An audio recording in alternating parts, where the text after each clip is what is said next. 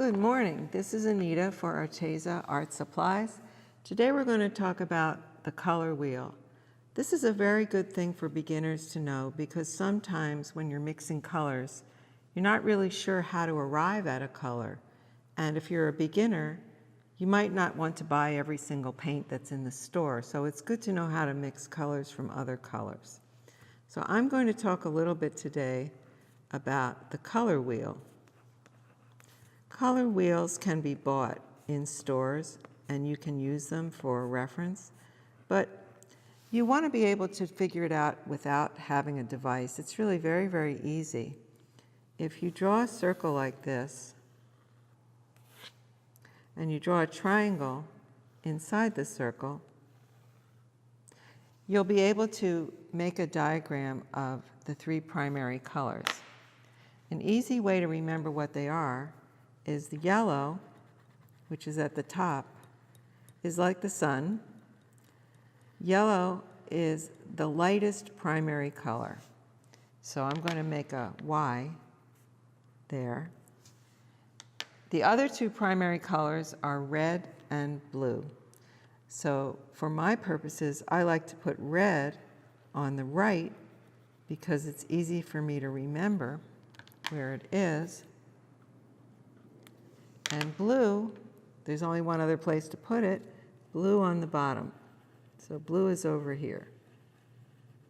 Those are your three primary colors. And that means that you can mix all other colors from those three colors. Now, if any of you have printers and you're used to printing things from cartridges, you know that there are four colors in a printer cartridge. There's black, yellow, blue, sometimes called cyan, and magenta, which is like the red. Now you see this red here is not magenta. Magenta would be more like this. It's got a bluish cast to it. And cyan, which is the blue, is more like that. Maybe it has a little more green on it. Maybe it's a little bit more like that. And yellow is the same. What does the black do? Why is black not in here? Well, black gives the value. What do we mean by value? Value is the degree of light and dark a thing has, like night vision. You don't see colors so well at night. Animals supposedly don't see colors that well, but they need to be able to determine how light or dark something is. So that's value. So color mixing doesn't really include black because it's something you can put in or not. But depending on how dark your colors are, you can get something pretty close to black without actually using black. So as I said, the yellow is your lightest color, the red is a middle range, and the blue is dark. Okay? So those are your three primary colors. Now, to mix secondary colors, you might want to draw a different triangle here. And as you can see, this triangle is not perfect. Like people say to me, I can't even draw a straight line. Welcome to my world. I don't draw a straight line all the time either. Just straight enough to notice that across from it is going to be its complement. Here you go. So the complement of blue, complement, let's write that down. Complement. Not compliment, which means I like you, but complement, which means I complete you. It's like the word complete. So if I wanted to find what was the complement of blue, it would be these two colors combined. So that would be orange. I'm going to draw it in with a pencil for now. That would be orange. If I wanted to find the complement of yellow, it would be blue and red. So that would be purple. Here you have purple. I like to call purple violet because it looks really good next to this V at the bottom. So this is orange, this is violet. And over here, blue and yellow, that's green. Put in some green here. So you might want to know, why do I have to know this? Why is this important? I can just buy these colors. I don't need to know how to mix them. Well, it's very helpful to be able to know how much of a color to add to another color to get what you want. For example, this green is not really a yellow green. Yellow green would be more like that. And that means it has more yellow in it than this one does, even though this green would be a combination of blue and yellow. This is what you call a tertiary color. That means it's mixed from two secondary colors. That would be yellow-green. Over here, if you mix these two colors together, you would get yellow-orange. Yellow-orange would be, I'm going to have to make it up out of these two pencils here. Yellow-orange is a tertiary color. Yellow-orange.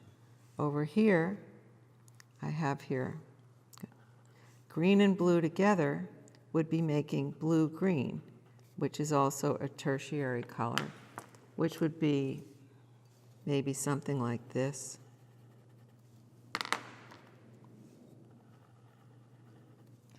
And this would be blue-violet right here, which would be something like this.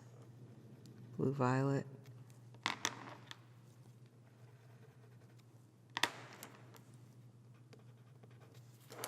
And over here, red-orange, and over here, red-violet. So I'll put those in. Red-violet. Red-violet. Tertiary color. And I think I've got them all there now. What I like to do is, in my palette, I like to take a permanent marker and draw this little diagram in, just so in case I forgot, which I don't anymore, but maybe a beginner might forget, you can see it all right in front of you. So the tertiary colors make people nervous because they don't know how to find the complement of a tertiary color like yellow-green. If I were to say to you, what is the complement of yellow-green? A lot of times people don't know, and they don't know how to figure it out. But it's the same idea. You just go right across the color wheel, and it's the complement. Like the complement of blue-violet would be yellow-orange. So to break it down, yellow-green, the complement of yellow is violet, the complement of green is red, so the complement is red-violet. Got it? So say you're using blue-violet, okay? The complement of blue is orange, the complement of violet is yellow, so it would be yellow-orange. So that's something that you might want to think about if you're interested in doing a lot of mixing of colors. This is more useful for wet media than dry media. But sometimes you have the option of both, like the watercolor pencils can do both. So I'm going to draw another color wheel and show you how they can be blended in that way. Okay, so we have here these heavily pigmented watercolor pencils. So I'm going to put a lot of pigment down here so I can make my blends out of this. Then I need red.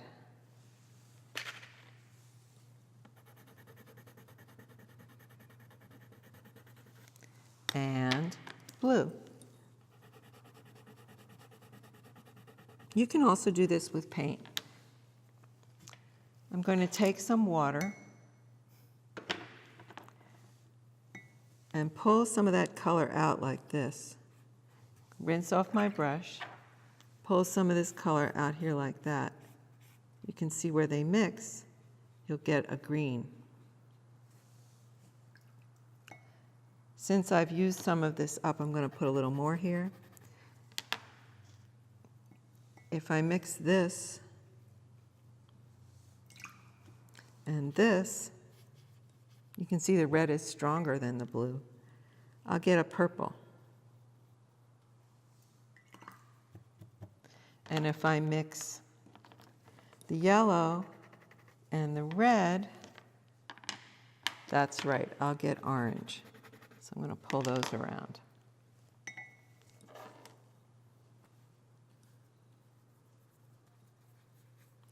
So this is the kind of thing that I can explain to you, but if you do it yourself, it sinks into your memory and it's much more accessible to you. You can remember it. So there you have it. You have the two different things, the primary colors and the secondary colors. If you look at this green here, you'll say, that's not pretty. Why is that green not pretty? This orange isn't bad, the purple's not bad, but why does the green look like that? Well, this is why color mixing is so important to know.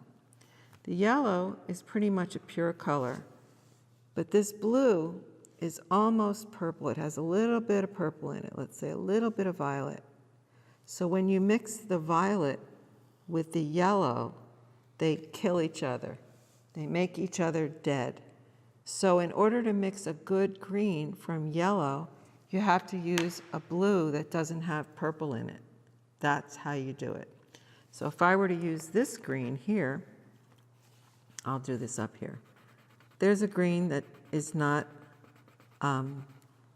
this green is like a cold green. It has cold bluish green and yellow.